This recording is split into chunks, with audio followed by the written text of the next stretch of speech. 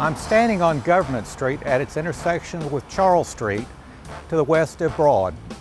Behind me stood a house at 964 constructed in 1908 for a lumber merchant named Ernest Wagar.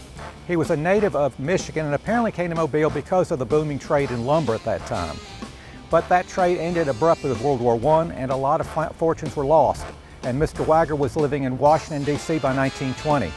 By 1920, the home was occupied by Francis Wagar-Inge, a physician here in Mobile, and his family, and they lived here about a decade, moving to Ashland Place, opting for an English tutor in 1928.